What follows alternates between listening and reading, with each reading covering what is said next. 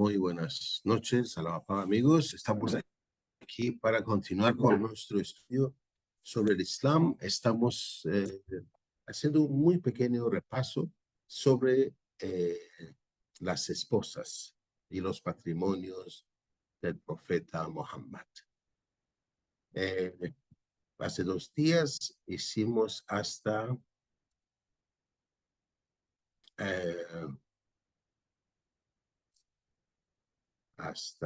me parece, hasta Zainab, ¿será? Zainab, como podemos leer, fue divorciada de un hijo adoptivo de Muhammad y que Muhammad después se casa con ella, y su intención en el Corán dice literalmente que ese matrimonio fue ordenado por Dios y sirvió para abolir una antigua norma de que los hijos adoptivos eran como hijos biológicos en Arabia. Esto, he tratado de encontrar algunos detalles más sobre esto, no he podido. Hoy en día ustedes saben que un hijo adoptivo es como un hijo de sangre, digamos, ¿no? Y el día de hoy, cuando alguien adopta a un niño, a un pequeño, o mujer o hombre,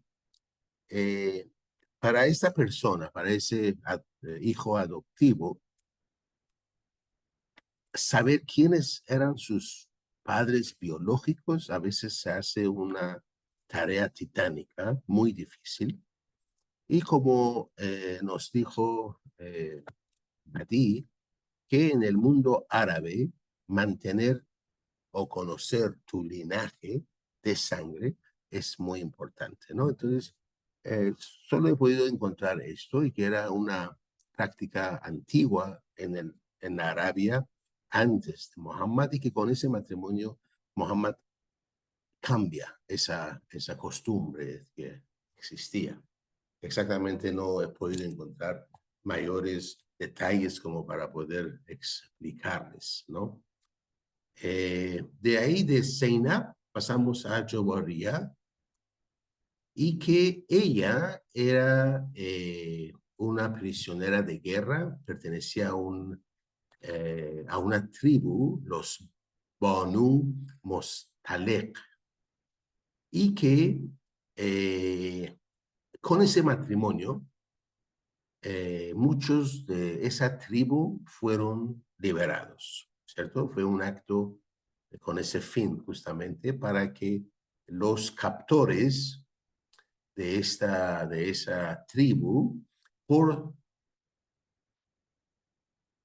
porque una de ellas era esposa del profeta, procedieran a liberarlos, ¿no? Y también lo que en poco tiempo muchos de estos, casi todos de esa tribu, Banu Mostalek, se conviertan al Islam también.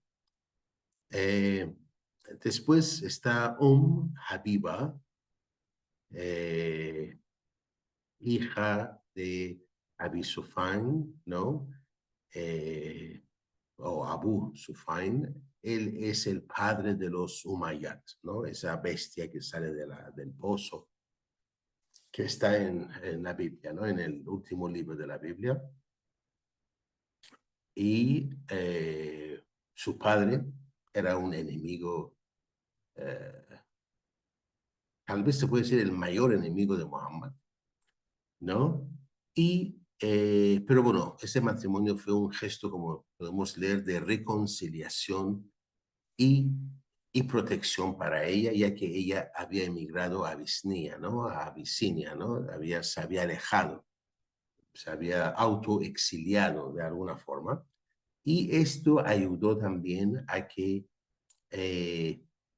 entre esas dos tribus poderosas y rivales, ¿no? Yo cuando digo dos tribus rivales, estoy hablando mal realmente. Debo decir de los musulmanes, que ya era un conjunto de muchísimos clanes, pero no todos los clanes eran musulmanes, ¿no? Algunos una parte, otras una buena parte, pero no era el 100%. Y poco a poco, por ejemplo, con ese matrimonio, ayudó también a que el enemigo número uno de Muhammad se acercara más al Islam, digamos. Yo aquí me gustaría ir un poco hacia atrás, perdón, es eh, Habiba, Habiba, aquí está. Eh, Habiba, aquí está, ¿no? Se casa en el año 628, ¿no? Sí, 628.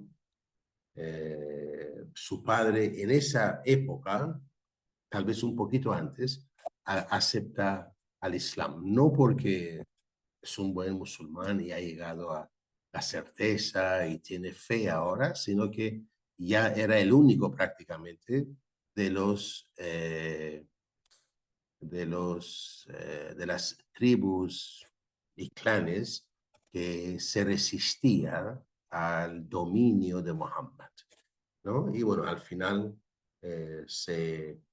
unos meses antes, se adhiere al Islam, pide perdón al profeta y el profeta se casa con de sus hijas, una de sus hijas ya viuda, ¿cierto?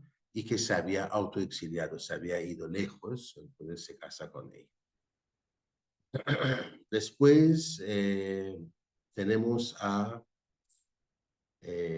Safía bint Huyai, una judía convertida al Islam, símbolo de reconciliación entre los judíos y los musulmanes.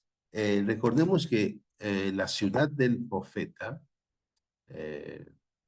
Yasreb, que se cambia de nombre después a Medina, era mayormente ocupado por clanes judías, eran agricultores, pero los judíos, a pesar de que lo invitan y pegan, son causa de muchísimo dolor eh, al profeta. Eso me hace recordar, por ejemplo, la bendita belleza Bahá'u'lláh mismo cuando él mismo cuenta la historia de que fue capturado, ¿no? En el norte de Irán, al día siguiente, me parece, después del intento de asesinato contra la vida del Shah, Nasruddin Shah, y es llevado a pie, sin turbante, sin su ropaje, digamos, habitual, su abá, digamos, ¿no?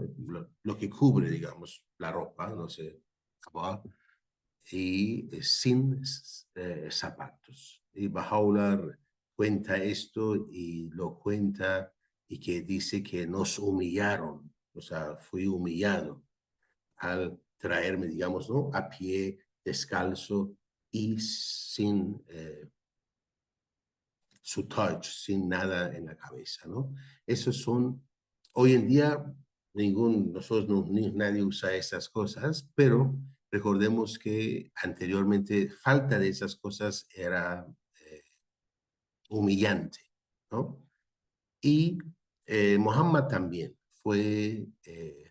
sufrió mucho en manos de los judíos, inclusive hasta algunos años después, ahorita no tengo el año exacto, pero en Medina el mismo profeta dirigía la oración obligatoria, ¿no? Hasta el día de hoy, en las mezquitas alrededor del mundo, especialmente los días viernes, hay un Imam Jom'e, ¿no? Hay un sacerdote,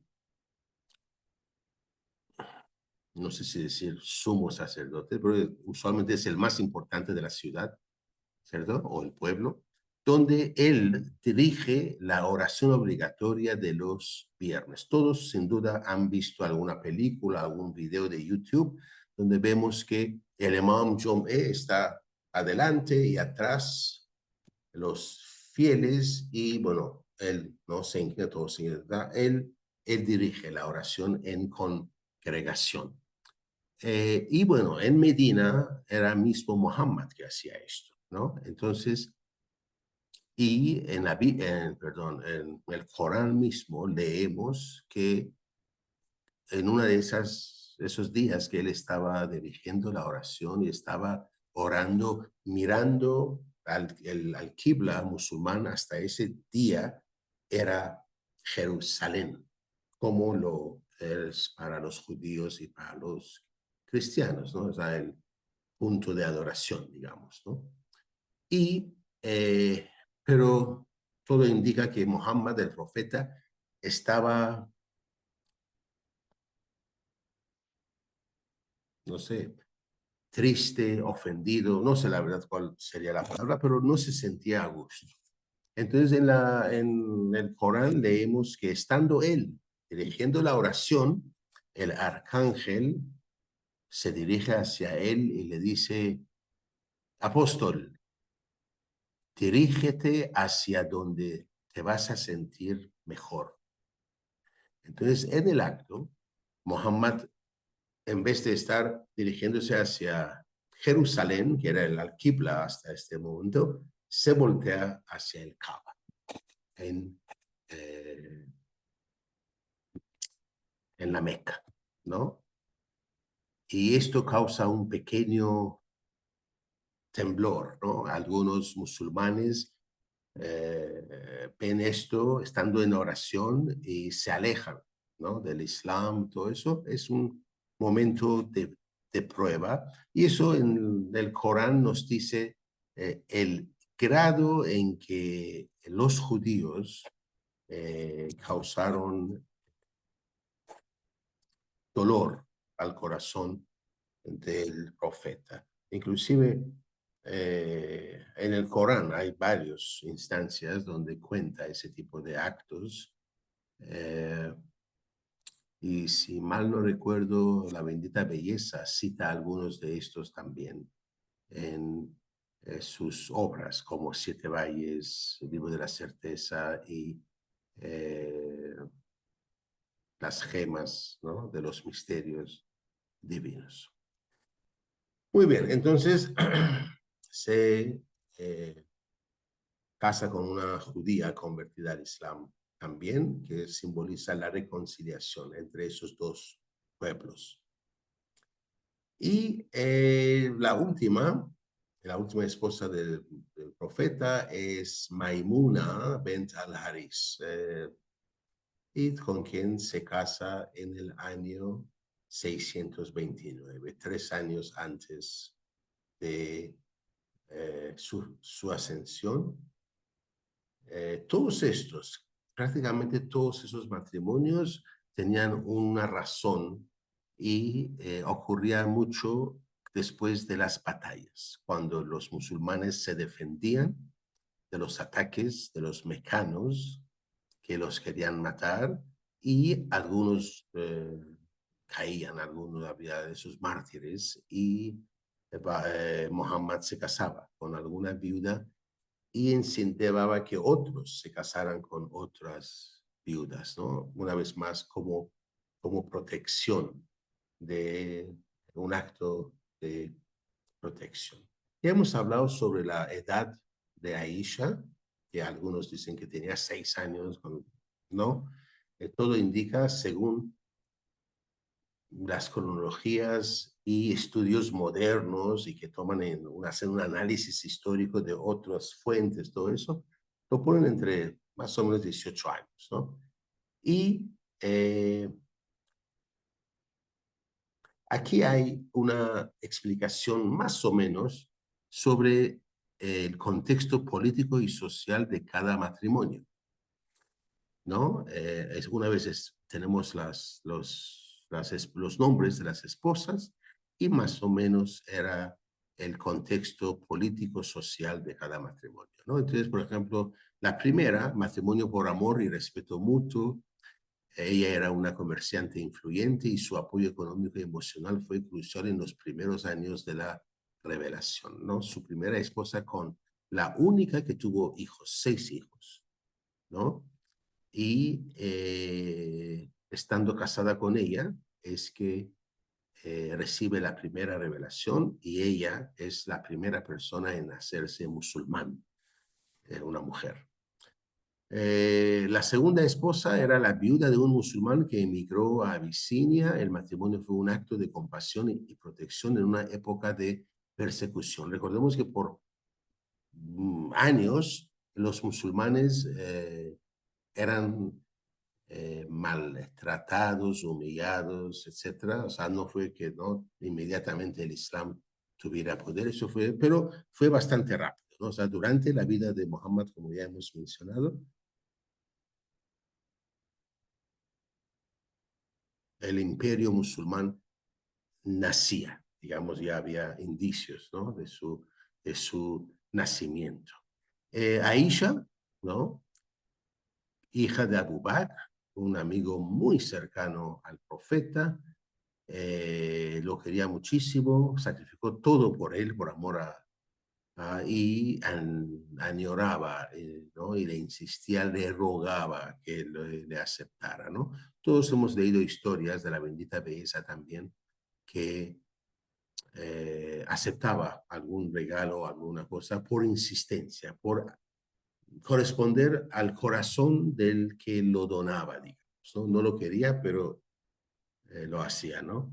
Entonces, el matrimonio fortaleció la alianza con una de las familias más influyentes del Islam naciente. Bueno, ustedes saben que los historiadores les gusta siempre eh, humanizar a las historias religiosas del mundo, ¿no? O sea, todos hemos visto algún programa en Nat Geo o National Geographic, ¿no?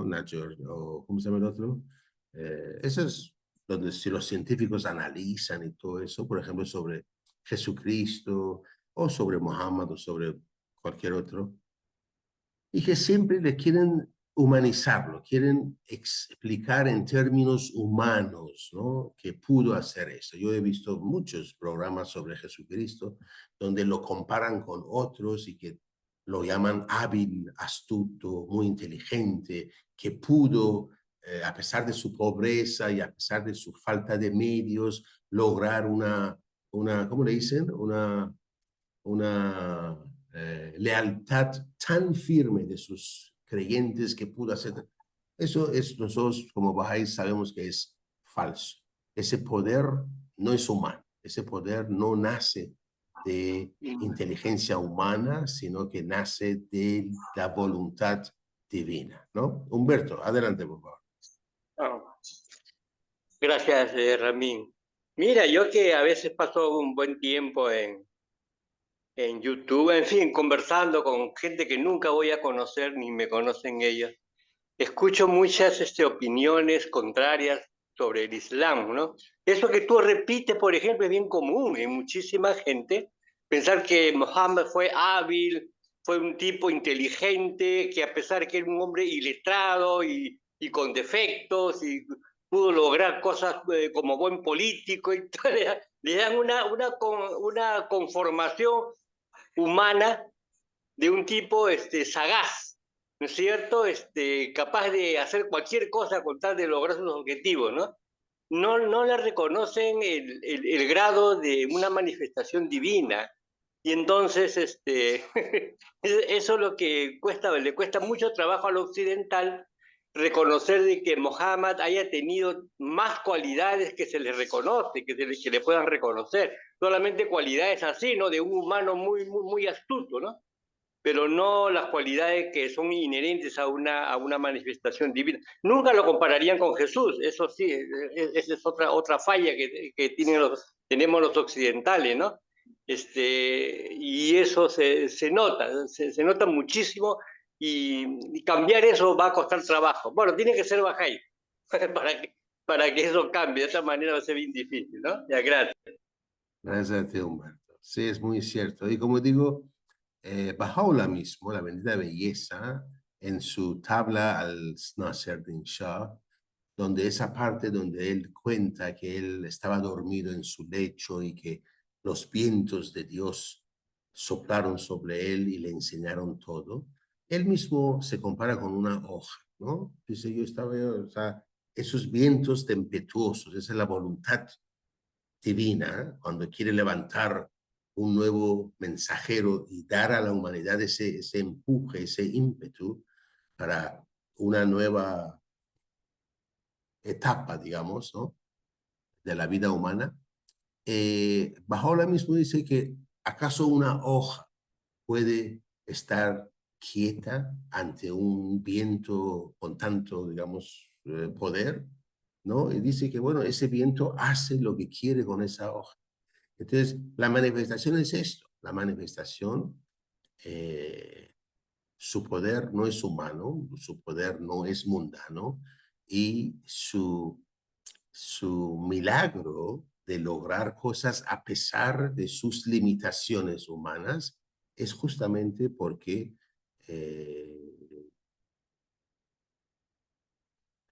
lo que lo impulsa viene de Dios, es la voluntad divina, y la voluntad divina se hace, ¿no? O sea, se logra. Nadie ni nada lo puede parar, digamos, ¿no? Bahá'u'lláh mismo también dice, ¿no? El fuego que ha sido encendido por la mano de Dios, ningún hombre puede apagarlo, ¿no? Más bien, cuanto más agua le eche, ese agua se convierte en aceite y lo aviva más, ¿no? Es un misterio, es es una realidad, ¿no? Pero como digo, nuestros científicos están tan aferrados a su mente, a su comprensión limitada, y que quieren todo, como digo, humanizarlo. Quieren, no sé, entender a Jesucristo como un político, ¿no? O sea, a ver, ¿cómo pudo lograr lo que logró? ¿Y quién más o menos en la historia pudo hacer lo mismo, ¿no? Y eso es obviamente una falsedad. Muy bien, amigos, vamos rápidamente. Sodá, viuda de un musulmán que emigró a Abisinia, el matrimonio fue un acto de compasión y protección en una época de persecución, ¿cierto? Ella no tenía ninguno, esta era musulmana y era perseguida, molestada, entonces Muhammad la toma para ponerla bajo su protección. Aisha, ya hemos hablado bastante de ella, hija de Abu Bakr, el amigo más cercano al profeta, y que ese matrimonio fortaleció la alianza, digamos, ¿no? Con esa familia, con esa tribu muy influyente y muy poderoso, pero sobre todo para dar a ese viejo, Abu Bakr era un viejo, esa alegría de que sus súplicas ante la presencia, ¿no? Ante el umbral de Muhammad, de que quisiera ser familia, ¿no? Con él. Hafsa, hija de Omar al-Khattab, al igual que Aisha, ese matrimonio consolidó la relación con otro líder clave de la comunidad musulmana. Zainab, viuda de un mártir de batalla, el matrimonio fue un gesto de honor y cuidado hacia las mujeres que habían perdido a sus esposos en defensa del Islam.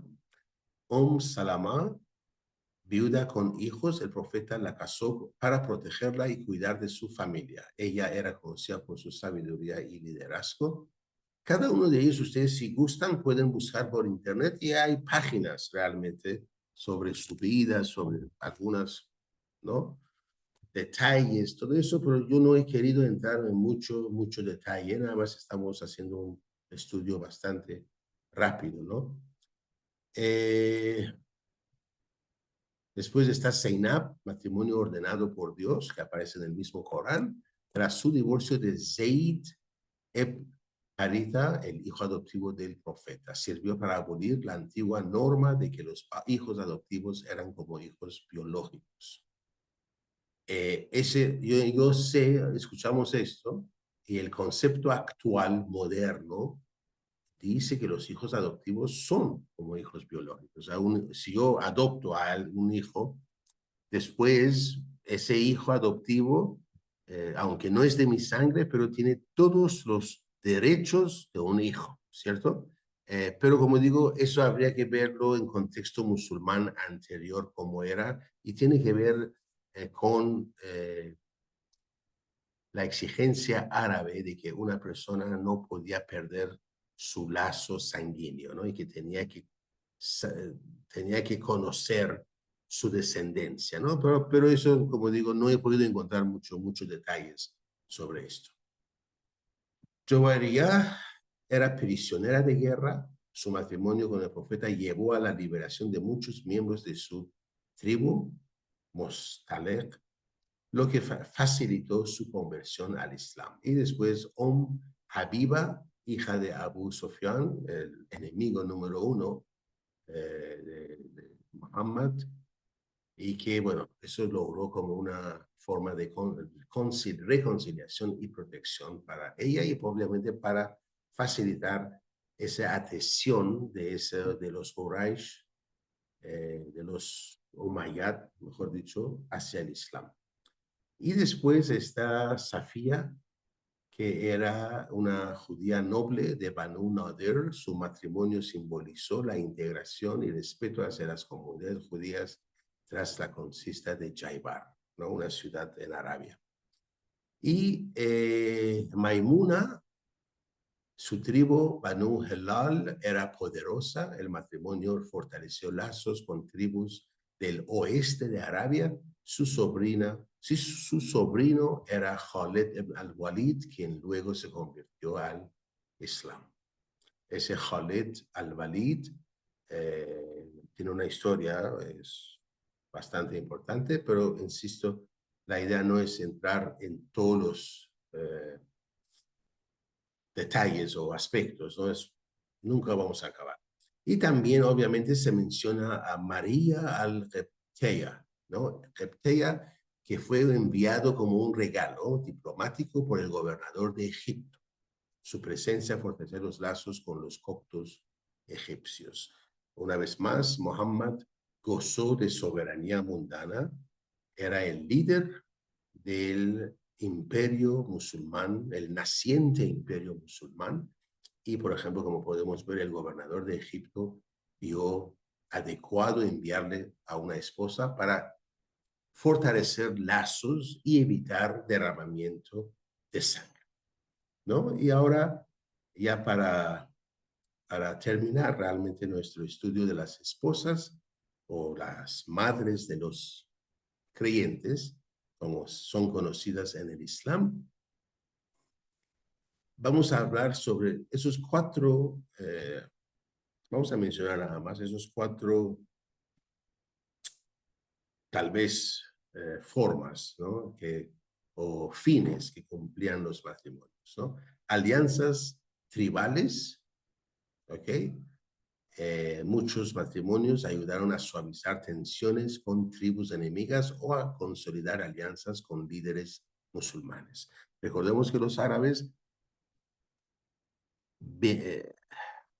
eran de clanes, de tribus, y estos estaban en continuo combate, chocaban entre sí, ¿cierto? Entonces, y Muhammad logró, a través del Islam, logró unir esas tribus en conflicto, ¿cierto? Los unió y esos matrimonios, obviamente, logró esas alianzas, ¿no? Protección social. El profeta cuidó de viudas y mujeres vulnerables, elevando su estatus en la comunidad, ¿no? Como dije, después de una batalla morían musulmanes y él daba el ejemplo, tomaba a una de las viudas como esposa para que otros musulmanes también hicieran lo mismo. Esa era una sociedad, insisto, hace 1400 años atrás. La mujer no tenía medios, digamos, de subsistencia si es que no tenía la protección de un varón, ¿no? Que podía ser su padre, su hermano o su esposo, obviamente. Reformas sociales. Algunos matrimonios, como el de Zainab, por ejemplo, sirvieron para cambiar normas sociales injustas, eso de los hijos adoptivos, ¿no? Y la diplomacia religiosa, que obviamente se usaron para crear, como dice acá, puentes, como son de la Safía y María, ¿no? Que, por ejemplo, el de Egipto ¿no? Y de otros lugares que se unen en matrimonio. Y así como digo, era hasta hace poco la forma en que los líderes lograban o pactaban esas alianzas de amistad entre naciones o culturas. Comentarios, por favor. Sí, quería señalar de que, de acuerdo a lo que se ha empezado con la vida de Muhammad, es que en su tribu y también su esposa se enamoró de él porque era un hombre honesto, confiable, es una cualidad importante, que era reconocido en su tribu como comerciante. Entonces, en ese sentido, la pregunta que quería lanzar en estos 4 aspectos que se ha señalado como alianza con tribu o alianzas políticas que hizo con tribus para evitar más guerras, y la otra como protección social, y la otra sería como la parte diplomática, y que también la otra sería como reforma social, que tenían costumbres en el contexto de la época. Sabemos también que en ese contexto de la época de la ignorancia, como llaman los mismos musulmanes, es también la primogénita que nacía en una familia pre-musulmana, la enterraban viva. En el sentido de que eran tribus beligerantes, guerreros, y necesitaban que su primogénito sea un varón. Si nacía una mujer primogénita, entonces la enterraban viva. Entonces, en ese sentido, todo esto también vendría a ser esas reformas, porque no se ha hecho, no se ha señalado mucho esas costumbres que tenían esas tribus preislámicas.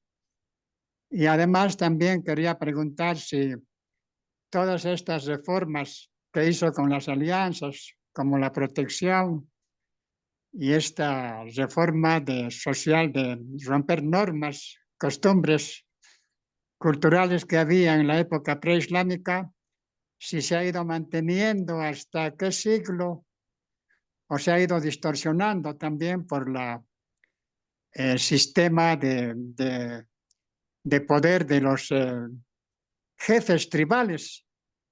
Esa es mi pregunta. Gracias. Gracias. Sí, bueno, creo que tiene varias partes. Empecemos con una parte que yo entendí sobre eso de que enterraban a sus hijas. Eso era durante 4 meses al año, durante 4 meses. Si una mujer daba a luz durante esos 4 meses a una niña, era bien visto enterrar a esa niña viva. Esa era la cultura árabe. Y por supuesto ha cambiado, ¿no? Por supuesto eso cambió. Ya no es un problema musulmán, hoy en día es un problema de la India. No sé si están al tanto, ¿no? Pero en la India sus costumbres es un peso enorme para ellos. Y en la India hay escasez de mujeres y hay bandas que ofrecen buscar esposas para los hijos si es que uno paga. Desde el padre tiene un hijo y no hay con quién casarse, entonces pide, paga, y esas bandas van a los pueblos y buscan mujeres, niñas, mejor dicho, o mujeres en edad de casarse, las roban y para que se casen con tal persona, ¿no? Esto ahora se está luchando para cambiarse, pero lamentablemente hay esa escasez de mujeres en la India se debe también a que por costumbres ancestrales, una pareja de esposos cuando tiene una hija, cuando se casa esa hija, tiene que darle un dote y al esposo y no sé cuánto, entonces, y son pobres, y la hija ya es equivalente a su ruina de la familia. ¿Por qué? Porque cuando se casa la niña, todo lo que tienen y más, tienen que endeudarse y todo eso para darlo digamos, a la familia del esposo, pues costumbres ancestrales. Y lamentablemente, muchas niñas desaparecen o sencillamente mueren o no llegan a la edad de matrimonio. Y esto, según los expertos, algo pasa. O sea, los padres tal vez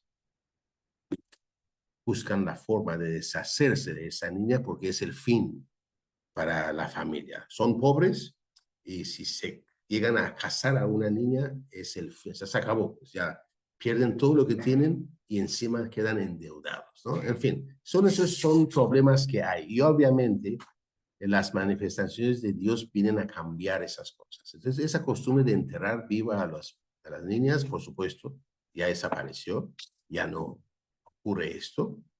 Lo otro que mencionó, esa parte que sí, esos cambios todavía siguen, esas formas las nuevas formas que puso Muhammad para tratar a las personas en vez de estar siempre en guerra, en conflicto, cambió, y eso sí, definitivamente cambió. Históricamente los musulmanes, los territorios conquistados por los musulmanes gozaban, la gente conquistada gozaba de protección, de bienestar, podían continuar con sus prácticas religiosas, ¿no? Los judíos iban a sus sinagogas, los cristianos a sus iglesias, todo normal.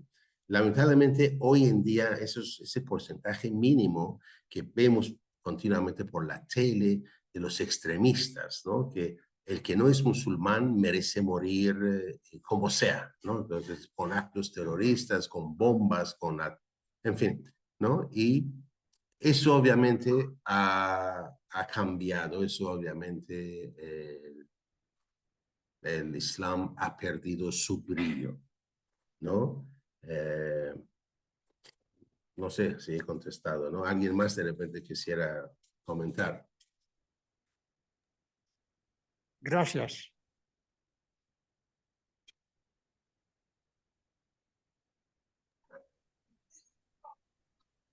Bueno, entonces eso es todo, me parece. Muchísimas gracias. Nos vemos la próxima semana. El lunes El lunes, martes y jueves. y Así es. jueves. Muchísimas Claro. Ya. Muchas gracias, Muchas amigos. gracias. Muchas gracias, Alaba amigos. Allah. Alaba. Alaba. Gracias, Ramín. Fin de semana. Muchas gracias. Bye bye. Alaba.